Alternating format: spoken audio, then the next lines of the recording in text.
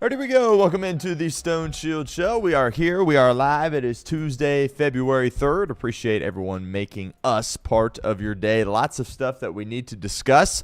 Some fallout as it relates to the Eugenio Suárez signing. What does this mean for Cincinnati? What does a potential starting lineup look like for the Cincinnati Reds? We'll roll through what I would do if I was Tito Francona, and then we'll also roll through what I think Tito Francona will do on opening day. Obviously, there's 162 games. We're going to see a ton of different lineups, but it's always a fun exercise, right, to throw together a lineup, especially after a big-time signing in Eugenio Suárez. We'll roll through that. Also, some edge targets for the Cincinnati Bengals. We'll talk about some upper-tier names in free agency, guys that they're not going to go after. A couple of guys that are going to be playing in the Super Bowl on Sunday, former second-round pick and Boye Mafe, and a former first-round pick, LSU teammate, of course, K'Lavon Chaisson for the New England Patriots. Could those guys eventually be Cincinnati Bengals? We'll talk about them, also some middle-of-the-road free agent guys, and we'll also roll through some possibilities for the Bengals at edge in the NFL draft.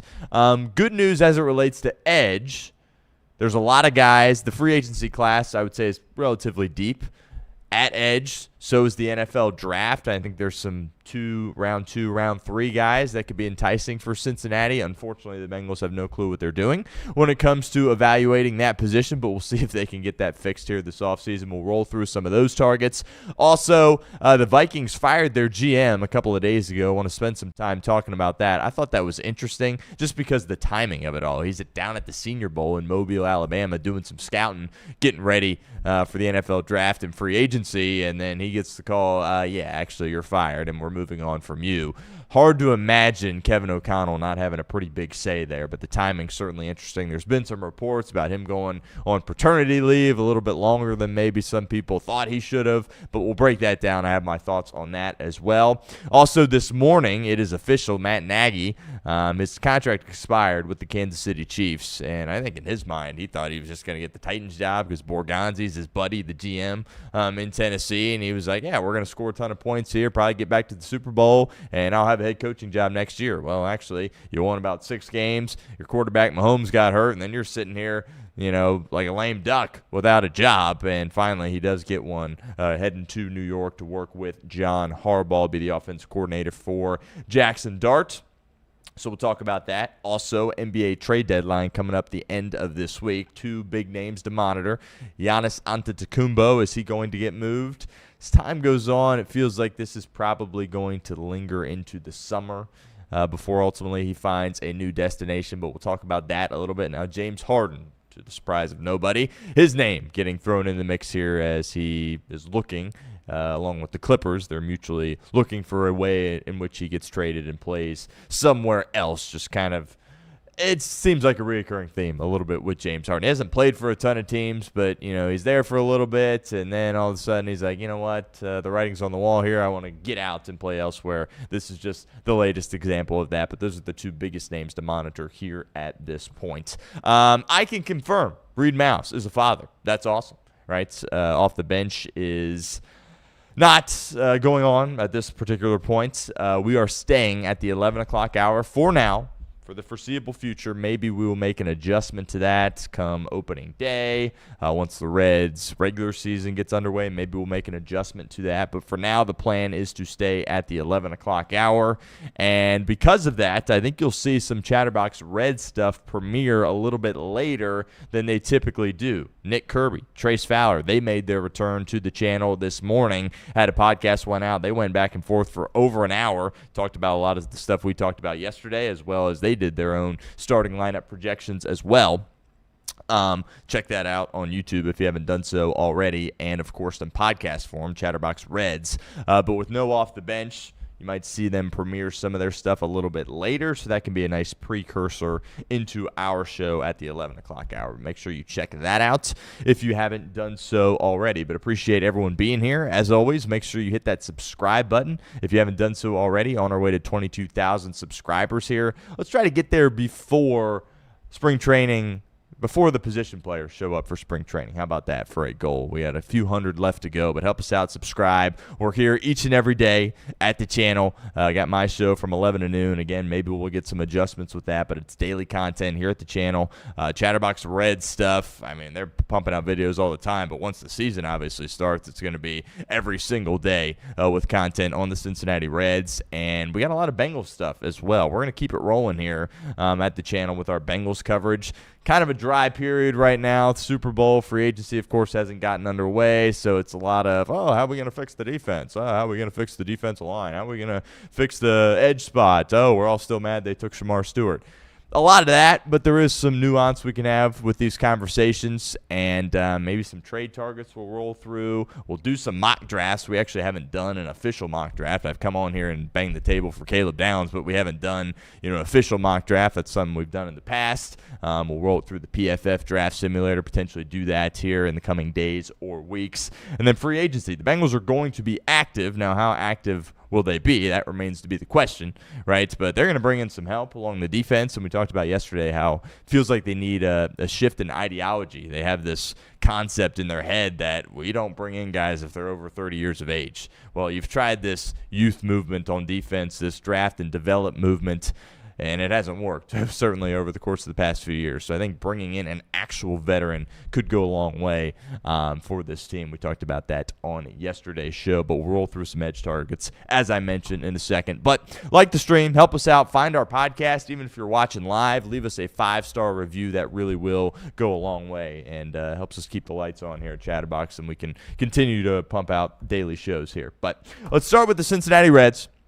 I'm not going to dive into the full Eugenio Suárez signing, right? I gave all my thoughts on yesterday's show. That video is out on YouTube right now. But I do want to talk about some of the fallout from this, and I want to run through a few statistics before we jump into my projected lineup, or what I would do, I should say, if I was Tito Francona, and then what I think he will do at this point. But keep in mind, we talked about how bad the Reds were offensively as far as what their record was when they didn't score 4 runs, and you're looking at this team with this rotation, and you just put a few runs on the board, you got a really good opportunity to win a lot of baseball games. Now, of course, the caveat to that is, are you going to get that good of starting pitching again this time around, right? I mean, the caliber of starting pitching they got last year was unbelievable, and it still took a minor miracle for them to backdoor their way into the playoffs, and the collapse, of course, of the New York Mets. They should have won a heck of a lot more games with the pitching production that they got last year. Now, can you still get high-level pitching production and then maybe a little bit more offense? That obviously is the goal for Cincinnati. But they were bad, obviously, in games where they didn't score a ton of runs, but they also were just putrid in extra innings. They were the worst team in baseball in extra innings. In the 9th inning, the Reds only drove in 53 runs, right? Throughout the course of the year, the 9th inning, they only drove in 53 runs. Obviously, you play 162 games, and they only homered 8 times. Didn't even homer 10 times in the 9th inning. And I don't mean walk-off home run. I mean just any time in the 9th inning throughout the year, putting the ball over the fence, whether it be a blowout, you're down 10 runs, up 10 runs, rarely was the case. But, whatever the case may be, they weren't putting the ball over the fence at all, and specifically weren't doing it either in the 9th inning. 15 extra innings they played last year. They only drove in 8 runs. So the 9th inning, they drove in 53, and in the 15 extra innings, they only drove in 8 runs. Oh, by the way, there's this rule where they have this ghost runner that they put out on second base with nobody out. All right, so that rule is in place, and they still only drove in 8 runs. And throughout the course of those 15 extra innings, only 3 extra base hits for the Cincinnati Reds. Insert Eugenio Suárez into this lineup. Now, shout out Charlie Goldsmith for this stat here. Suarez has participated in more losses than wins throughout his career, which should surprise nobody. He spent a big chunk of time here in the Queen City of Cincinnati, participated in 840 losses and 790 wins in his MLB career. But get this, in games that he has won, game in which he has participated and he has been a part of a victory, he has 620 RBIs. In games in which he has been a part of that were losses, only has 329 RBIs. What does that stat tell you? When he drives in runs, oftentimes his ball club is in a position where they can win the game, which obviously if you're a Cincinnati Reds fan, that should get you pretty fired up. here at this point, right? And that's kind of what we were talking about yesterday, where it's like you find it's Major League Baseball, right? These bullpen guys, these closers are really, really good. If you can just run into a baseball, put it over the fence, especially if it's the 7th, 8th, 9th inning, that can turn the game on its head. And the Reds never really had that. Their whole approach, and it's what it had to be considering the lineup that they had, was this, death by 1,000 paper cuts mentality. And this day and age in Major League Baseball, these guys are throwing so hard, right? There's so much movement on these pitches. It's just getting increasingly more difficult to hit the baseball. It's difficult to say, yeah, let's hit 3 singles in a row and score a run, right? It's a lot easier to say, well, you can strike out a few times, which, by the way, that's going to happen a lot this year with Elly De La Cruz and Eugenio Suárez. Then you put one over the fence. Okay, there we go. Boom, there's a run. Shoot, the guy before you walked, he's on base. Boom, there's 2 runs, right? So this approach to hitting home runs, it's something that a lot of these successful teams do. And again, this isn't rocket science here. I'm stating the obvious. But something the Reds have not been able to do over the course of the past few years. Now you bring Suarez back, and there's going to be multiple occasions, regardless of how many strikeouts he has, regardless of how low his batting average is or his on-base percentage, there's going to be games where it feels like, you know what, this isn't our game, right? We're down 1 or 2 runs. We've been trailing all game. It's the 8th inning. We only got 6 outs left here to work with. And then, boom, Eugenio Suárez puts you back into the game with 1 swing. That's going to happen several times throughout the year. Is it going to happen all the time? I don't know. Right? I mean, you're paying $15 million, but it's going to happen sometimes. And it's like what we talked about yesterday. The Reds, as an organization and as a franchise, are built upon projecting so much. Like, we're all sitting here like, well, hopefully Matt McClain doesn't stink again this year. Hopefully he gets back to where he was as a rookie, right? It's not as much hope here with Suarez. Like, the proof is in the pudding. He's gone out there. He's done it. He's been productive. He was very productive last year, despite the fact that the second half of the season he wasn't really doing much as far as getting hits that weren't home runs, right? But the proof's in the pudding.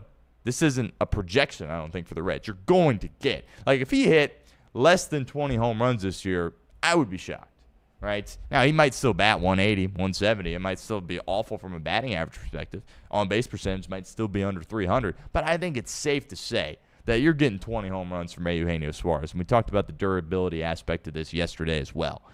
Again, that could change at any given moment, but, it's a trend. It's something he's put together for a long time, and you think, you know what, you feel good about him being available on a regular basis, and you feel good about him putting at least 20 into the seats. Then the argument is, well, if you only hit 20 home runs, that's not worth $15 million. Fair, but I don't think it's fair to assume he's going to hit 50 again. But also, he's not going to go less than 20 if he's out there and healthy, and obviously he's proven to be durable. So just the way in which the Reds lost games, how bad they were in the 9th inning, how bad they were in extras, it's just so difficult this day and age to put together hits and put together rallies in late innings when you have these elite closers that come in, throw really hard, have great stuff, are getting paid millions of dollars, and you've just got kind of middle-of-the-road type players that you're looking for multiple guys to get hits throughout the course of an inning. Well, that changes a little bit with Suarez. Look, they're going to have to piece together hits, right? Every team in baseball has to do that. But I'm just saying that there's going to be opportunities where it's the 7th, 8th, 9th inning, and it's like, well, the offense hasn't really done anything. We only got 2 or 3 hits all afternoon, and then boom, 1 in the seats from Suarez, and you're in a good spot. So, again, I talked about this yesterday. This is great for the Cincinnati Reds. I was against it a couple of weeks ago because in no world did I think they'd be able to get him on a 1-year deal. There's no swing and miss here for the Reds. And that's kind of ironic that I said that because he's going to be swinging and missing a lot. But there's no way I don't think this completely blows up in their face, right? You're not tied to Suarez for more than just this year, right? It's 1-year deal, $15 million. Hopefully he hits some home runs, and we'll kind of go from there. So let's get into these lineup projections a little bit here on today's show. And I want to start with what I would do, and then we'll project what I think Tito will do. And again, we mentioned this at the top, 162 games. There's going to be 100 million different lineups, right? But it's a fun exercise, right? If you're a baseball fan and it's February, you're getting ready for spring training, you do this exercise, right? It's fun. All right, I've been on this for a while. I know Nick Kirby here has been on this as well. I would bat Elly first. I don't get why that hasn't even been considered, right? To my knowledge, it hasn't been considered. That's your best player, right? Is he going to have the best batting average or the best? Did he have the best statistics last year? No, but Elly De La Cruz is your best player. And when you're talking about position players, right, this team is going to go where Elly De La Cruz takes them, right? Obviously, pitching is going to play a huge role in that. But offensively, yeah, you're happy. You got Geno. A lot of us like Spencer Steer. Some of us don't. I like Spencer Steer. You got some good youth, right? But this team's going to go where Elly De La Cruz can take you offensively. I want him getting the most at-bats, right? And that's a lot of pressure. If you can draw a walk, if he's a little bit more disciplined at the plate this year and you get on immediately, he's got to run more this year. And that's also something that I think has gotten under-discussed a little bit. Now, we find out at the end of last year he had the injury. I'm sure that's certainly impacted his ability on the base pass, but this dude's a speedster. He needs to be running when he gets on base. To me, he's the perfect leadoff hitter. What do the Dodgers do with Ohtani, right? Does Ohtani have the wheels of Elly? Absolutely not, but he's their best player, right? And you put him at 1, and you're seeing more. What do the Phillies do with Schwarber, right? He's their best hitter. Yeah, he's going to strike out a ton, but they put him at 1. I would like to do that with Elly De La Cruz, but Tito does not have that mentality. When he was in Cleveland, he didn't do it. Ramirez was always batting 3, and I think it's safe to say that Elly's going to be 3 for much of the year, and we'll see ultimately if that changes. But I would have him at 1. I would put Steer at 2. Geno, Elly, and Noelvi are guys that you're going to rely on a lot, but also those guys strike out a lot. There's a lot of swing and miss there, and there's some discipline issues there, specifically with Elly and Noelvi Marte. One thing that I know I'm going to get from Spencer Steer, I'm going to get discipline. All right, he's not going to chase too many pitches, and he's going to see a lot of pitches there as well. So when I'm constructing a lineup here, and I go, well, you got some swing and miss there with Noelvi, some swing and miss with Elly, and Eugenio, like that's 3 of your top hitters right there. Give me a guy in there that's not going to chase a ton, that's going to see a lot of pitches, have a lot of professional quality at-bats, and that to me is Spencer Steer. Now, you look across baseball, and a lot of people, Reed Mouse makes this argument saying that your best hitter should bat second. And I guess that's what the statistics say. I don't know. Is Spencer Steer your best hitter? No, but I think he's a really good option. I don't understand the hate towards Spencer Steer. I really don't. I think he can be a starter on a team that wins the World Series. Right? Now, a 2-hitter on a team that wins the World Series? Probably not. I think ideally, in a perfect world, the Reds would like to have him in that 7 spot, but the way the lineup's constructed and the way I'm constructing it right now, knowing the guys that you have on the roster, I just don't think that is the best thing to do. I need a guy that's going to see a lot of pitches, have a lot of discipline, have a lot of quality professional at-bats. I've got Spencer at 2, which, by the way, the conversation of who's going to bat second for the Cincinnati Reds is a huge topic here in spring training. We'll get into more of the camp battles tomorrow with, some of the position stuff, like are you keeping Blade and Benson, all that stuff. We'll do that tomorrow. But who's going to bat at second, I think, is a huge conversation. I would go Steer. I have a feeling they'll go in a different direction. 3, I've got Noelvi Marte at 3. And, again, when you put Elly at 1, which is what I'm doing, are you going to have that perfect guy that you feel great at that 3 spot? Probably not. But I think Marte, the ceiling is through the roof, right? I was really impressed with what he did really ever since he started playing. And then defensively, when they moved him out to the outfield, I think that went a lot better than a lot of us thought. Is he the perfect number 3? No. He's got to have more discipline if he's going to bat number 3.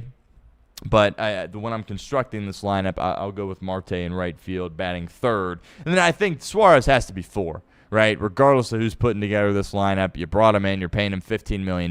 He strikes out too much to be 3, but you put him there at 4. I don't think you really think too much about it. And you put him at that DH spot. We'll talk about this a little bit more as we go through the lineup, but more days than not, you want to see a Eugenio Suárez as your designated hitter.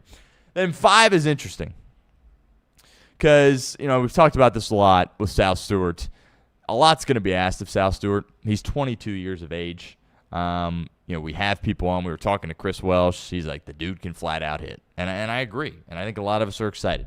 But we also have to understand he's 22 years of age. He has not played a full season in the big leagues. There's going to be moments throughout this year, hopefully not, elongated moments, but there's going to be moments where he's up there and it doesn't look good, right? And then hopefully he can still hang in there defensively, but let's just be realistic here. He's 22 years of age. And, the Reds are in a spot, being a small market team and yada, yada, yada, where it's like, well, we're gonna ask a lot from him this year. And hopefully he can handle it. And he's going to have really good moments, right?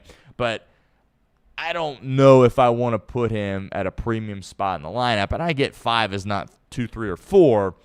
But I think if you can get Sal at like 7, that's what a lot of people have talked about. It's like, well, you're putting together a lineup. You get Sal Stewart at 7, heck yeah, sign me up, because the upside's through the roof. The upside with Sal Stewart is he could be a 3 or 4 hitter at some point, everyday player in Major League Baseball. And if you can just kind of start him out in the bottom third of the order at 7, that would be great. But the way I've constructed it with Ellie and Steer 1 and 2, I can't really do that. So the conversation to me was, do you put him at 5 or 6? And I ended up putting him at 6 and going with Stevenson at 5. Now, I'm a believer in Tyler Stevenson. Are the Reds going to want to put him that high up? I don't know. But I think there's a world, and I talked about how Ellie is going to ultimately dictate where this team goes. Well, another player that I think kind of fits into that mold is also Tyler Stevenson. And he's going to arbitration with the Reds. Apparently they're beefing over like $200,000, which is just an embarrassment for Cincinnati. But they're going to get it figured out. He'll be back. I was hoping that they would consider an extension. I think Tyler Stevenson's a really good player. When he came up as a rookie, I think the expectation level was so high that a lot of people view him as like, well, he's not that good. Has he met his expectations? No, but he's a really good player. And again, I think he's another guy that can contribute to a team that wins a ton of games. The injuries, of course, a bit of a concern. He's a catcher, though. And, those guys get banged up. It happens. But, I don't love putting him at 5 here, but based on what I did with the rest of this lineup, it was either him or Stewart at 5. And I think putting Stewart down to 6 is more beneficial and takes a little bit of pressure off of him. And I believe that Stevenson could take care of business at 5. So then I have 6, Stewart playing first base. We talked about this yesterday, how this move, I think we should be excited about it with Suarez, but this team needs to get better defensively than they were last year. And the defense last year, they're going in a different direction, right? They're moving a Gold Glove caliber guy and Spencer Steer at first off that, right? Again, you're going to have to put Sal Stewart there because Tito talked about this a couple of times where he's like, we don't want a 22-year-old DH. And I agree with him, right? Sal Stewart, the ceiling for him is a guy that plays the field and bats third or fourth and is a really, really good player. Like, the ceiling for him is through the roof. And I don't think it would be fair to him, and I don't think it would be the right thing to do as an organization to just say, yeah, you're just going to hit. You got to play him in the field. We'll see how, we're talking about interesting storylines in spring training. We're all going to have a close eye on Sal Stewart in the field. How does it look at first base? Can he, he lost some weight. I think he lost like 20-plus pounds. So he can move around a little bit better, which I think is positive. To sit here and assume he's going to be a Gold Glove caliber guy like Steer probably wouldn't be fair, but you just need, at worst case, he's got to be average. At worst case, he's got to be average, and you hope he can be a little bit above average. Seems to be made of all the right stuff, competes. We had Freddie Benavides on here last week, and he said he went down to Miami, and they were working at first base. So we'll see, but I've got Stewart batting 6th, playing first base. Now, when you bump Steer and Ellie and all these guys up, which is what I did, I contend this is still the right thing to do, to get Ellie at that 1 spot. Your bottom third doesn't look as good because then you got Matt McClain batting 7th and Ke'Bryan Hayes batting 8th. And, I don't think it's pessimistic. Maybe it is a little bit, but to sit here and go, offensively, we're probably not going to get a ton from those 2 guys. Now, we know what McClain's capable of, and he was coming off the big injury last year. Can he get back to where he was before that big injury is the question. But I don't think Ke'Bryan Hayes is just going to magically turn into some guy that can hit the baseball, right? I think you're looking at he's going to bat around 200, right? And, there's going to be a lot of weak contact, and he's a bottom third guy. Like, he's never going to bat above 7 for Cincinnati. I would be surprised if he did. So I've got Matty at 7. Another conversation is who's your backup second baseman, right? You moved off Gavin Lux, which I think was the right thing to do. But if McClain either can't play, as in isn't good enough, or gets banged up again, or just simply needs a day off, what do you do at that position? Talk about that in a second. Ke'Bryan at 8. Feels like an 8 or 9 hitter. And then I do like this element to the lineup, and again, something that Tito hasn't really thought about, or maybe he's thought about it, but he hasn't implemented it. TJ Friedl at 9. I'm a big believer in that. I don't think that you should put your worst hitter at 9. I view it as a secondary leadoff spot, and we've seen some teams do this. Kind of feels like the way the game's going, it goes back and forth. Like when I was a kid, like St. Louis used to do this.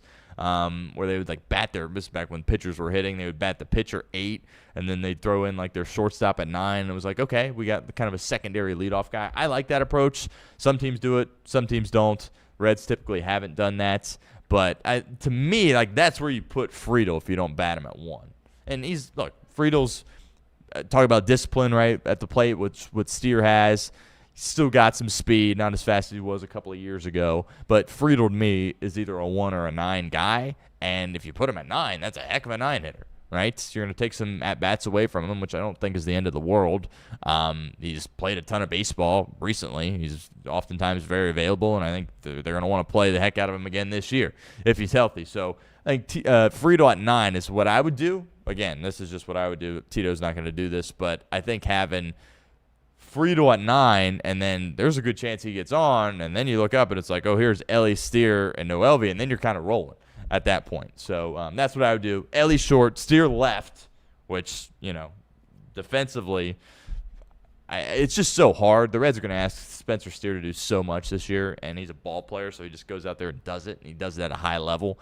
But I don't know if it's sustainable to just say, like, yep, we're going to move you all around the batting order and we're going to move you all around the field, infield and outfield, and you're just going to keep producing. I don't know. We'll see if anyone can do it at Spencer. He's done it in the past.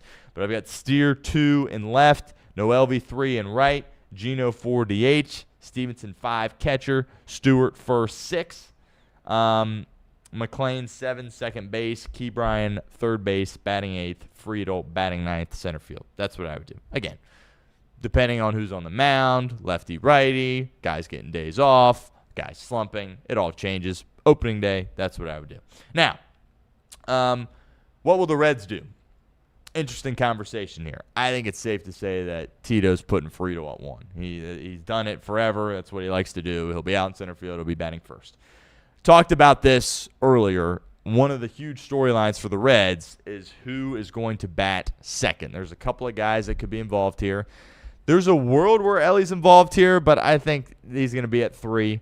There's a world where Sal Stewart's involved. I think that's asking a little bit too much, especially at the beginning of the year. There's a world where Steer's involved, which is what I did. There's a world, obviously, where Noelvi Marte is involved, which is what they did previously.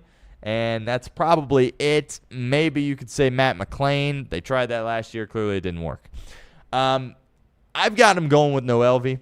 I think they liked it, what they got last year, and I just feel like Tito's going to try to kind of fall in love with that again, just the Friedel, Marte, Ellie to kind of get things going.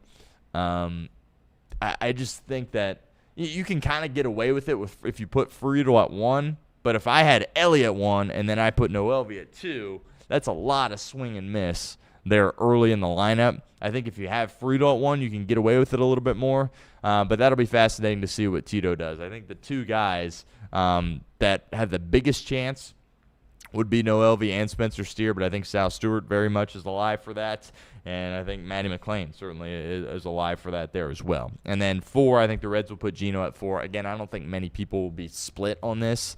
To me, he looks like your cleanup guy this year. Eugenio Suárez, cleanup guy, DH every day. At times, you're going to have to put him in the field, but that's kind of what I would do.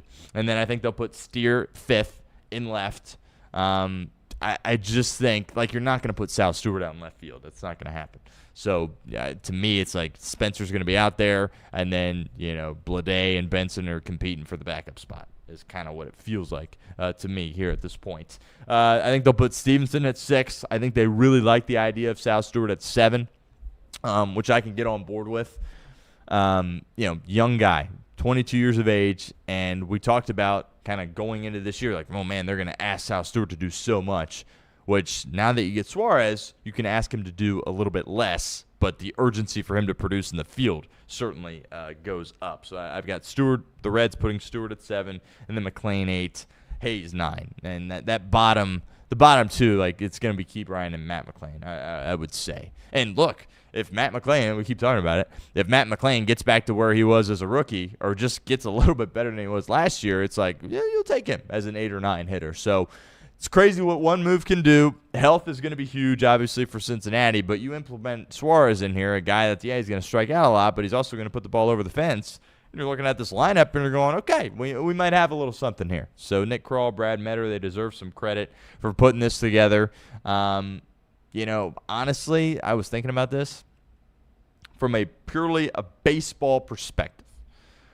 Would you rather have Schwarber 5 years, 150 plus? It was going to be more than that if they were to get him. Spend all that money on Kyle Schwarber and commit to him long term, and he's getting up there in age, or kind of roll the dice this year and say, you know what, give me Geno for $15 million, which I was surprised it was that cheap. And as much as it would be cool to have Schwarber here for the long term, just from organizationally, from a baseball decision-making perspective, I think this is probably the better decision. And ultimately, we'll see if it plans out. But the two hitter is going to be huge. What do you do with Sal Stewart in the lineup? What do you do with him defensively? And I guess you're just like Spencer Steer, hold on for dear life because we're going to ask you to do just about everything, and you might even be out there pitching or catching at some point. But I think that's kind of what the Reds will do if I had to pick. Friedel 1, Marte 2, Ellie 3, Geno 4, Steer 5, Stevenson 6, Stewart 7, McLean 8, Hayes 9. Backup second baseman. I think there's really two guys that you're looking at, and it's Sal Stewart and Spencer Steer. You hope that McLean stays healthy and he hits well enough to play every day, but he's going to need some days off. Steer at second, as he's shown that he can play second. I think if you have some versatility with Sal, that would be great. If you're like, yeah, we want you to be our first baseman, but he can play second and he can play third, that would go a long way. I mean, think about what they asked him to do defensively. Like, he was playing in do-or-die games in the field, and we were all holding on for dear life every time the ball went his way. But, like, he's been in huge pressure situations, and they had to do it because they had to get his bat in the lineup. And from a DH perspective, they didn't necessarily feel comfortable with taking Gavin Lux out. So the pressure is certainly very high on Sal Stewart, but he's been in these big moments before, which I think that experience that he got last year is invaluable, and hopefully it goes a long way. But backup second base is going to be key to watch, and you just got your fingers crossed that McLean can stay healthy and can play. Right? It's like, because if he can't, or if he gets hurt again in spring training, you're sitting there going, okay, what are we doing? Are we then probably just throwing Steer at second? I would imagine this is what they would do. They would just be like, all right, Spence, he's hurt. Get him in there at second, and then you're going either Blade or Benson in left, and you're probably keeping both guys there at that point. But hopefully that doesn't happen. Hopefully McLean has a bounce-back year, but I did want to roll through that exercise. And speaking of guys like Blade and Benson, Dane Myers, Blake Dunn, Christian Encarnacion Strand, even though I think that would be a long shot for him to make the team.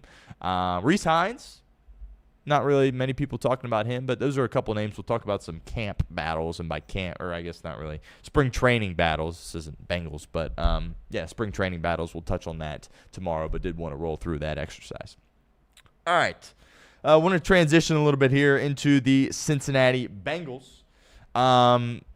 And get into some edge targets here. We'll go through the draft. We'll go through free agency, and we'll kind of try to figure out what the plan is for Cincinnati. And I'm going to try not to get upset when we do this because about a year ago I was doing this somewhere else, but I was saying the exact same thing. And here we are saying the same thing once again because you picked a guy that hadn't done anything in college, and you took him 17 overall, so now you have the same problem that you had last year. And it gets me a little bit fired up. But I'm going to try to stay calm and stay cool, stay collected, because at the end of the day, as we sit here on February 3rd, 2026, the year of our Lord, Shamar Stewart's on your team, and you can't take back that pick. So we're just going to move forward knowing that's the case, and we're going to try not to get too fired up or too bent out of shape here. But Duke Tobin, he said a lot.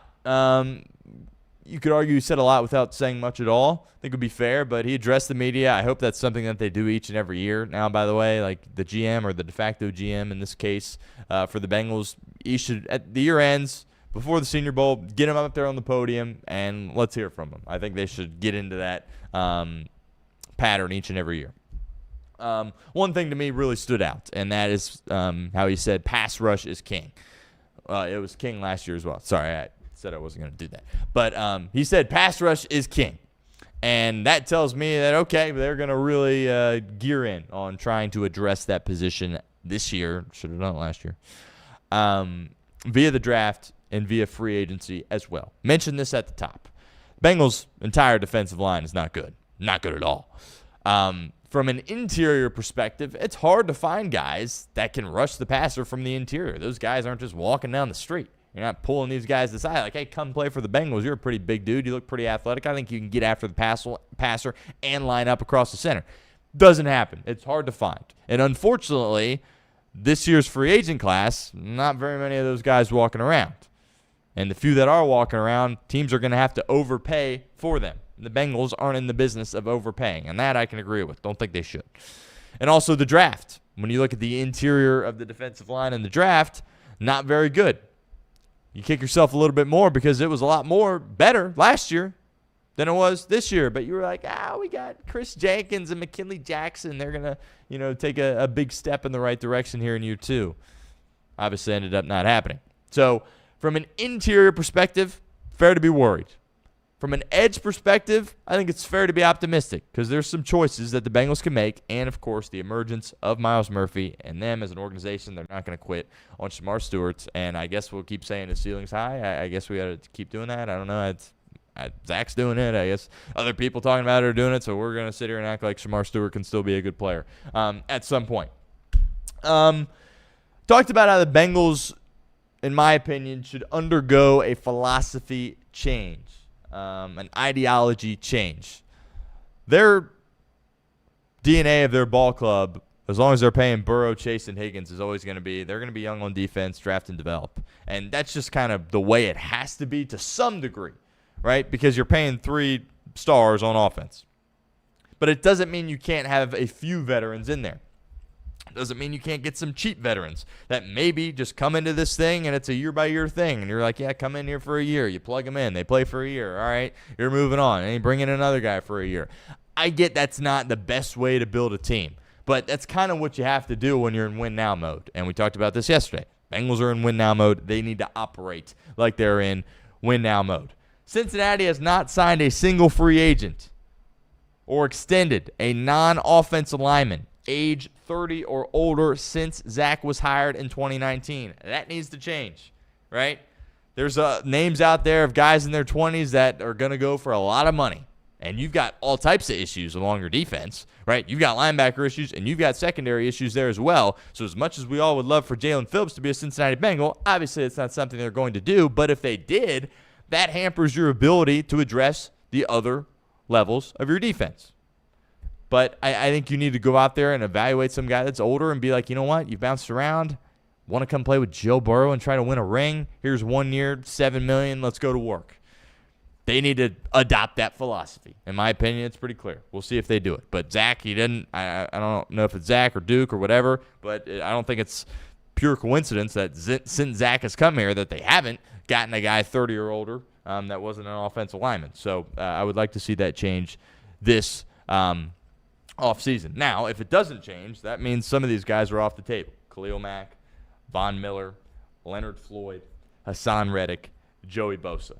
Now, I look at this list, and for whatever reason, I get Von Miller is, I guess you could say, washed at this point. He's not. There was a period where Von Miller was clearly the best defensive player in football. He's not there at this point. People kind of forget about him because he went to Washington, and he was probably thinking, oh, shoot, I'm going to go to Washington. They just went to the title game. They got a young quarterback. Let's go. They stunk last year, so many people don't really understand what Von Miller did last year, but I think he had a fine year, and he's going to continue to play. Leadership, right? Duke Tobin wants a leader. Experience, has won at the highest level, won a Super Bowl. To me, like, Von Miller, like, if you're playing at this point, you're trying to add another ring. And obviously he got one in Los Angeles against the Bengals too. But if you're still playing, you're trying to get some hardware. And it ain't happening in Washington, so you're not going back there. How about you come on up here to Cincinnati just for a year, right? You don't got to buy some fat house here and live here the rest of your life. Just come up here for a year, hang out with the boys, hang out with Joe Burrow, and try to chase a ring, right? To me, that's like, yeah, he's old. I get it. Maybe I'm just falling in love with the name and who he used to be as a player. He can still play, and he can still help that room, right? The linebackers, the guys on the defensive line, he could bring some value there. That's a guy that's like, I was saying it last year, like, bring him in. And they had absolutely no interest in doing it. Same kind of thing with Khalil Mack. I get that these were superstar players at one point in their career, and now they're, washed. but they can still go out there and play, and they can still bring value to a team from a leadership perspective, from an attention to detail perspective, from a tackling perspective, and from a production perspective as well. Still being able to get after the quarterback a little bit. Bosa is another name. I think there was a narrative that he kind of stunk this year for Buffalo. I don't think that was true. I think he really showed up on third down for the Buffalo Bills. Had some injuries early. Again, that is a risk that you take when you bring in an older guy that they're going to get banged up a little bit. But Shamar Stewart, your prize jewel at 17 overall, he was hurt for most of the year anyway. So just to not bring in an older guy because you think he's going to get hurt, I don't agree with that philosophy at all. Bosa, of course, has the relationship with Joe Burrow. They're close friends.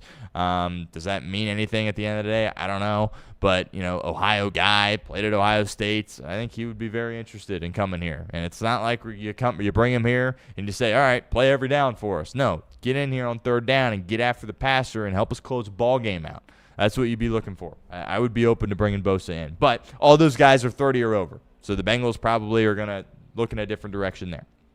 The two top free agents at the edge spot are Jalen Phillips and Odafe Oweh.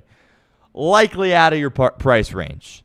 If they brought in one of these guys, I would tip my hat and I would say, all right, let's work. But you just look at this defense, and they could make it work, right? There's the argument of the cap isn't even real. It's just a fugazi. Sometimes I believe that. I don't fully know. But if you bring in one of those two guys, there's no doubting that it will significantly hamper what you're able to do to the rest of the defense. But would it be worth it to get one of those guys? Maybe. But I think it's safe to say Cincinnati probably isn't going to do that. Jalen Phillips went to Miami, played for the Dolphins. Howie Roseman gets him. That was a huge pickup for them. He's going to get a fat contract, a really big contract. And then Oweh, of course, you played against him for several years. He goes to L.A., the other Harbaugh brother, and finishes that contract there, and he's going to get a lot of money too. These are young guys that are coming off solid seasons that have all the traits, have production to go along with it. These guys are going to be very, very expensive, and it would be totally out of character for the Bengals to go after them. So we'll kind of move on. Draymond Jones, when we did the Paul Dehner's exercise, mock-off season, that's who I had the Bengals signing. I think there's a couple of good things about what he can bring to the table. He signed a one-year deal with the Titans last year and then got dealt at the deadline to Baltimore. His best game was actually against the Cincinnati Bengals. It was the cold game, the freezing game, where the Bengals didn't score any points on offense. Really got after Burrow in that game. Has the versatility with where he can line up. He can line up on the edge. He can line up as a tackle, which I think Al Golden likes, which there's a Shamar Stewart element that we'll get to in a second to that as well. But the Bengals have shown they will do this in the past, right? If there's a guy that played well against them and is a free agent, they'll have interest in bringing him in. Geno Stone is the latest example of that. But I like Jones as a player. He's got some production. He's not going to cost too much. It's going to be short term. Add him to a room with some youngsters. Obviously, Murphy now going into year 4. But I think he can bring some value to the team. Checks off the box of adding in a veteran. Knows what he's doing, is a professional, has some production to go along with it, isn't going to kill your cap. So that, to me, was the guy that I had Cincinnati signing, and that's a guy to keep a close eye on. Went to Ohio State, Draymond Jones. Arnold Ebiketie, and I don't know if I'm saying his name right. I looked it up before, and I tried to write it phonetically, but we're going with that. We'll call him Arnold. Arnold from Atlanta. That's what we're going to say. That Atlanta defense, I think in my opinion, we were talking about all the job openings, right, with the NFL this cycle, and I always thought Atlanta was Buffalo, of course, became open, but before Buffalo was open, I was like, Atlanta kind of, it's not Baltimore, but it feels like a really, really good job opening. I think there was some debate in my eyes of, is that the next best opening between the Giants and the Falcons? The Falcons did a nice job drafting on defense, and then their GM obviously got the boot as they kind of are going through a whole revamp there in Atlanta. But there's a lot of young pieces there on defense that I think are intriguing. James Pierce could have been a Bengal, and Jalen Walker as well out of Georgia. And once those guys really started to get their feet wet and get in the swing of things, Arnold from Atlanta didn't play as much. And he's a good player. He's not an old guy. He's a second-round pick, and I think there's a lot of upside there with him. So Draymond Jones and Arnold from Atlanta are two guys that I've got a close eye on, and Arnold might cost a little bit more money because it would probably be a more longer-term deal, and he's younger. So, and we talk about this with the Reds. You can roll the dice on one-year deals.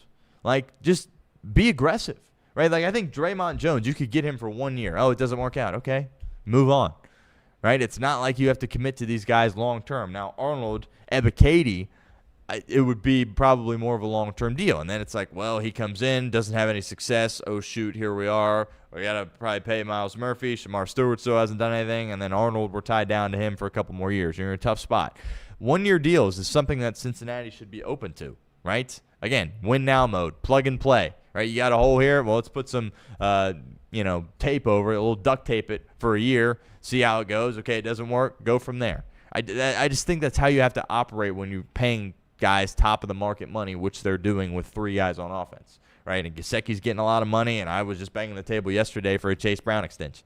So I think it's something that Cincinnati should consider. But Arnold from Atlanta, keep an eye on him. I like him, right? I don't think he's back in Atlanta because they've got Jalen Walker and they've got James Pierce Jr., and they like what they have in those guys.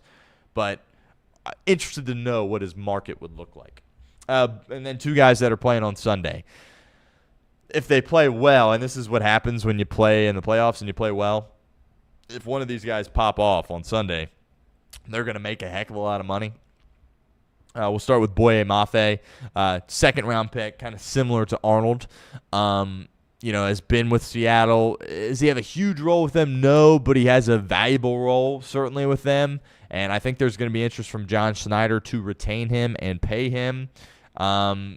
I've got a close eye on him this weekend. Keep an eye on him. Boye Mafe, see what he can do. And then K'Lavon Chaisson for the New England Patriots. He kind of had a weird start to his career. He wasn't drafted by New England. I believe this is his first year with the Patriots, as they kind of thrown some guys together there, especially on defense.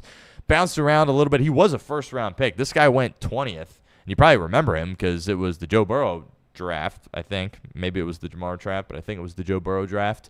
He went 20th overall, and the expectations were sky high for him, and he didn't really meet them, and then he's having a really good year this year. So interested to know what his market could look like. If he balls out on Sunday, that number is going to skyrocket. But obviously, so many people in the city were like, oh, bring in Joe Brady, right? Bring the whole band back together. I think this kind of ties into that a little bit, where it's like, well, they played at LSU. We got Jamar and Joe here. Bring him on in. See what he can do. But I do think he's a good player, and depending on what his market looks like, could be a very valuable addition to this team. That's kind of middle of the market free agent guys. Top of the market, Jalen Phillips and Odafe Owe. I'm not going to complain if they get one of those guys, but it would shock all of us. Arnold from Atlanta, Ebiketie, Boye Mafe, K'Lavon Chaisson are 3 names to really keep an eye on, 4 names to really keep an eye on. Then you transition a little bit to 10th overall in the draft. And Ruben Bain and David Bailey are the 2 top guys. In my opinion, I'm fully aware of what Ruben Bain did to get Miami to the championship game. It was unbelievable. I think I would take Bailey over Bain. There's a real world where neither one of these guys are available.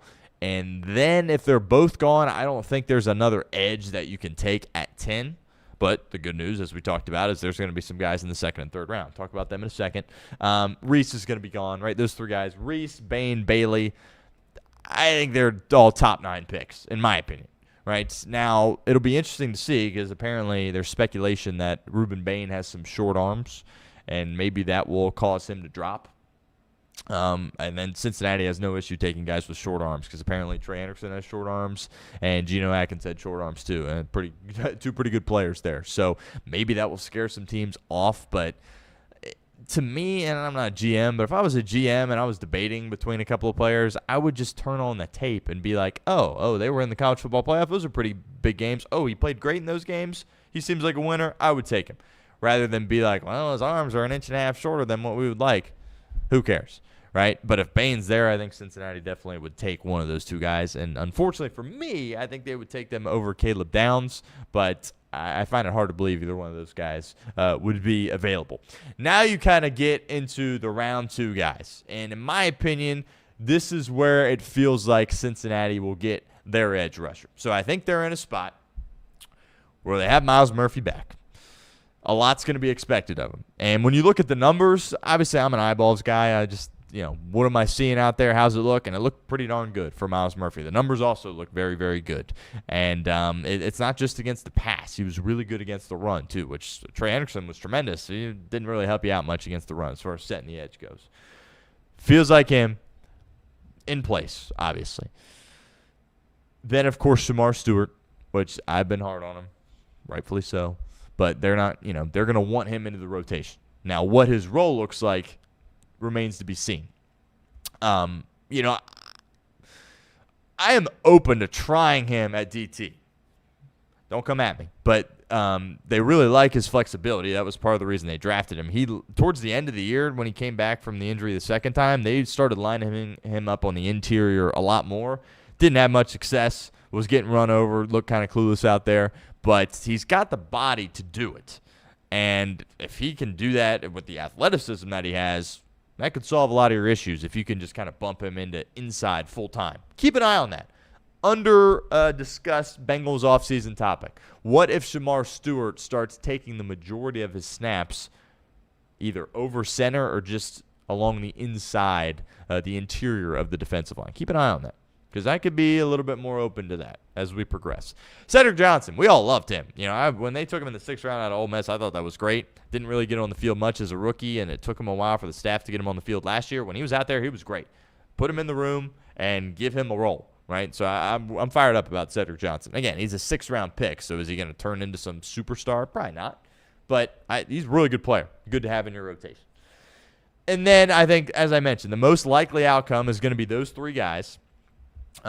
Stewart, Murphy, Johnson, and then a middle-of-the-road free agent, and then a 2nd or 3rd round draft pick is kind of what I think the room will look like come training camp. So I went with Draymond Jones as the guy that I would bring in. We'll see. And then you're looking at a Keldrick Falk, a Zion Young, a Derek Moore, a TJ Parker. One of those guys in the 2nd or 3rd round. Keldrick Falk went to Auburn. I came on here and I was like, can't draft him. That was can't draft him at 10. If he's available in the 2nd round, you want to take a swing on him, I guess that's fine. Mesidor, the other guy from Miami, again, it feels like just because the production that he had in the playoff, he's going to get taken a little bit higher than maybe he should. So I don't know if he's going to be available by the time you're picking in the 2nd round. Zion Young, I like him a lot out of Mizzou.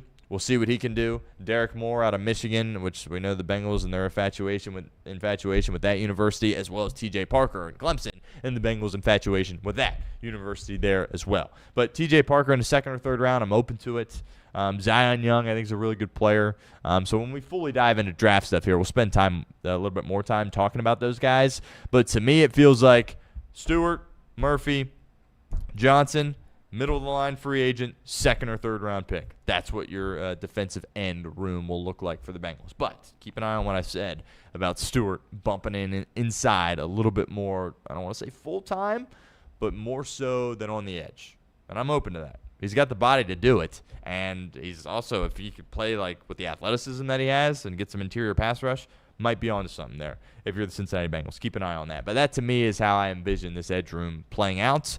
And then, of course, you got to figure out DT. And in my opinion, you got to do whatever you can to get Caleb Downs at number 10 overall. The Vikings fired their GM. Kwesi is his first name, and then Adolfo Mensah. I'm going to call him Kwesi because I know that part's right. It was interesting because of the timeline when he was fired.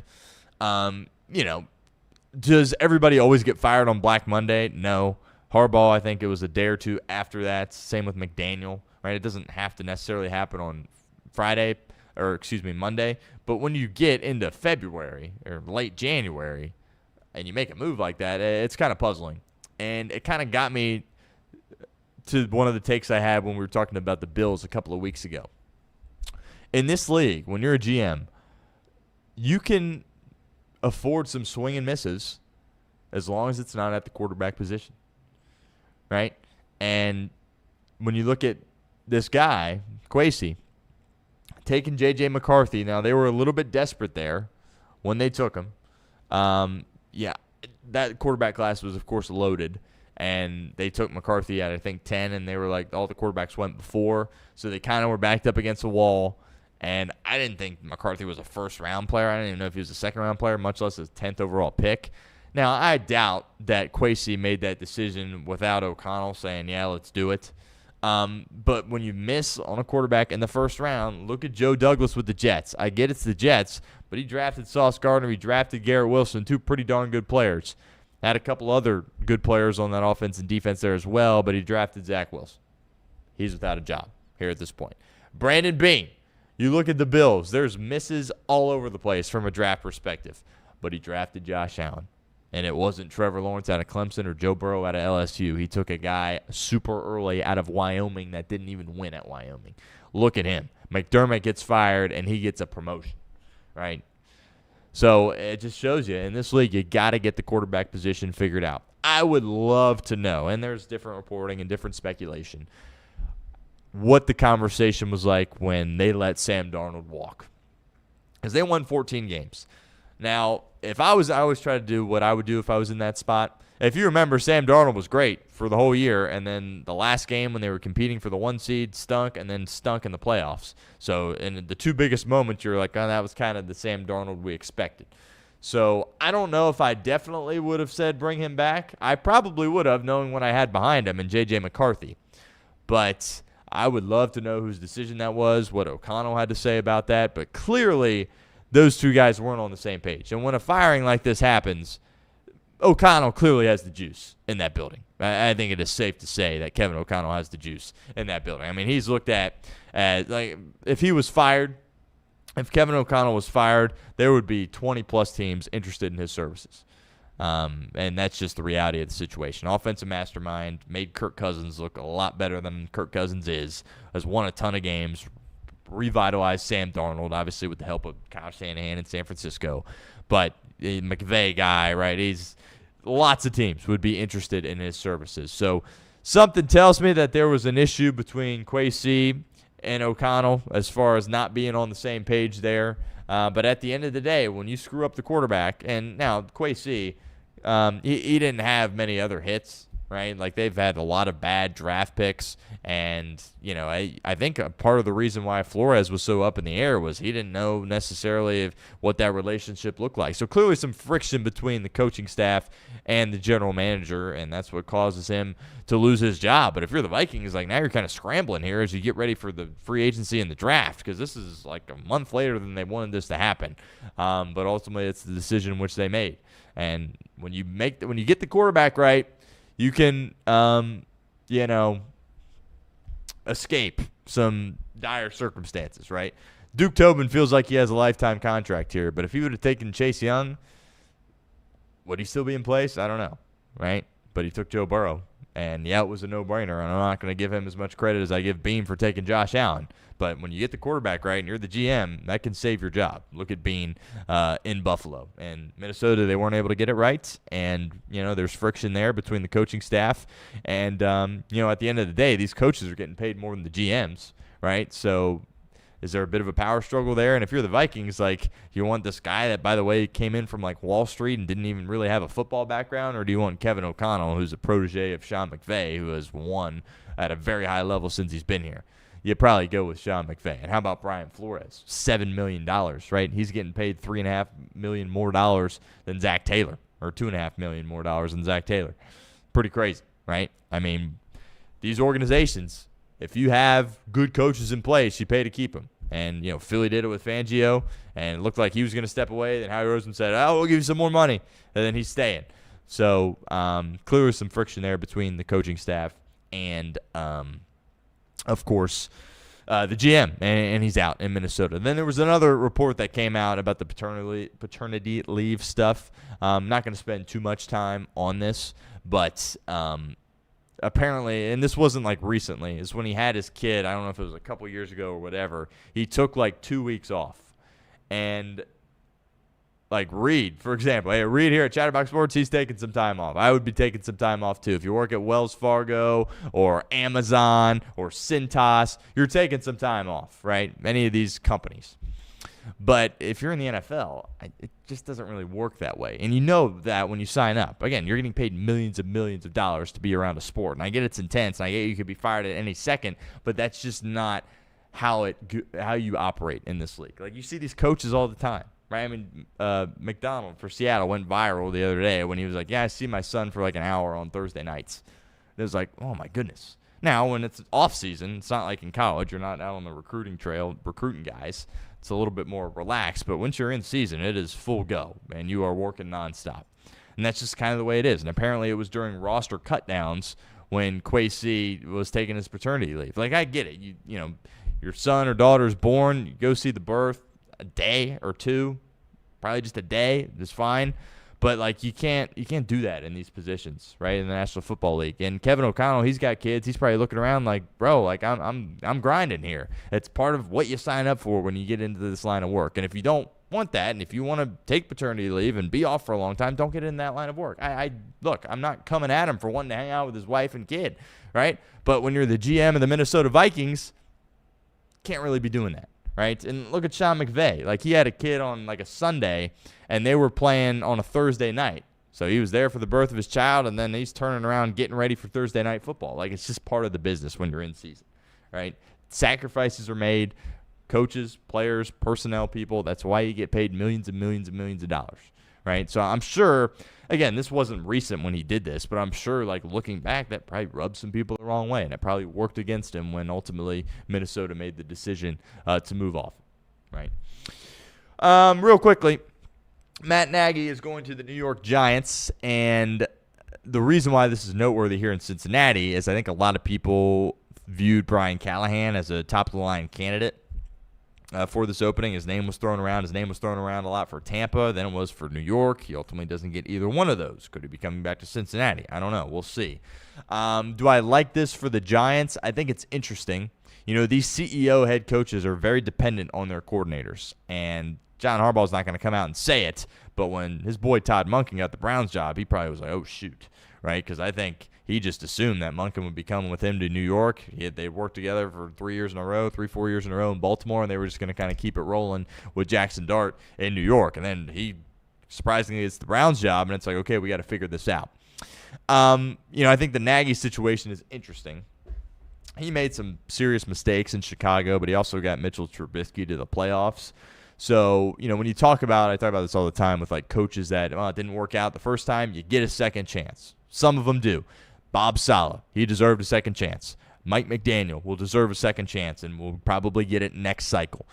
I was kind of on the fence with Nagy because there were some really bad moments in Chicago, but it's like, well, you won some games. You had the playoffs with Trubisky, right? You've had great success with Andy Reid and Patrick Mahomes. Somebody probably will take another chance on you. And he kind of rolled the dice as he went into this past season without a deal past 2025. And I think in his mind, he's sitting there going, well, Kansas City, we've been in 5 of the past 6 Super Bowls. We're going to have a great season again here, and I'm going to be viewed as a head coaching candidate somewhere. And obviously the season did not go how they planned on it going. They won 6 games, and now he's sitting there going, well, shoot, I don't have a job for next year. And I still think he probably thought there was a good chance he would get the Tennessee job. Borgonzi is the GM in Tennessee. Previously was with the regime with Veach and company in Kansas City, so there was a relationship there. He probably thought he was going to get the Titan job. They give it to Robert Saleh, and he's sitting there looking around like, oh, my goodness, I need some work here. And, you know, good for him that Monken took the Browns job, and then he became a candidate, obviously, for the Giants job. But how much success is he going to have? I think he will have some success because John Harbaugh is his head coach. You know, when you look at all these teams that made new hires, you always wonder, like, okay, are they going to somehow get worse? Are they going to, you know, is it going to be a slow bake? Is it going to take some time? Or are they just not going to be very good and get fired in 2, 3, 4 years? Or are they going to turn this thing around and be really good? I think the Giants are going to be good with John Harbaugh. I like Jackson Dart. I question whether or not he can be a true franchise guy that is all ball all the time. I don't know. But he's got John Harbaugh, and that is a huge advantage. So Matt Nagy, I think, you know, he kind of gets kind of a bad rap, not quite like Mike McCarthy, but similar. But it's like, dude, he's been in Kansas City, and he's been a part of all that winning, and he won more games than I think he gets credit for in Chicago there as well. So veteran guy, been around the game for a while, and now Jackson Dart's got 2 mentors that have been around a ton of football and should be ready to do everything in their power to help him. And I still think the Giants are going to be a really good team. Would I have liked Monken more with Jackson Dart? Yes. But, you know, I think this is a solid option there with Matt Nagy. And, of course, Brian Callahan. What's going to happen with him? Is he going to be – there's still some coordinator jobs open. Is he going to be a quarterback coach? Is he going to sit out fully this year? Is he going to come in as an analyst here in Cincinnati? I don't know. But, I think after this hire, the chances of that, him coming back here, certainly go up. We'll save the NBA stuff for tomorrow. The deadline, I believe, is Friday. Giannis, Harden, the two names to keep an eye on. My gut says that Giannis probably isn't going to get moved, right? Because if you think about this, if you're the Warriors, right, and you want Giannis, which they should be very, very aggressive. Like, they have Steph Curry, and he's still playing at a very high level. But Jimmy Butler blowing out his knee is really difficult because is Milwaukee going to want Jimmy Butler when he can't play till halfway through next year? Probably not. And then if you're the Bucks, you're like, well, we want Draymond Green. And if Mike Dunleavy trades Draymond Green, I don't care who it's for, you're an idiot. And you shouldn't do that because then who knows? If they move off Draymond Green, is Steph Curry going to retire a Warrior? I don't know. But conversations that we will have later on in the week. But appreciate everyone, as always, for stopping by. Check out the latest Chatterbox Reds. We'll let that breathe a little bit. We'll put out our Reds segment from today later in the week, but our Bengals segment there on the Edge Targets will be out on YouTube later today. And, of course, if you missed the show, totally fine. Check out the podcast wherever you get your podcasts. But appreciate everyone as always, and until tomorrow, take care, everybody.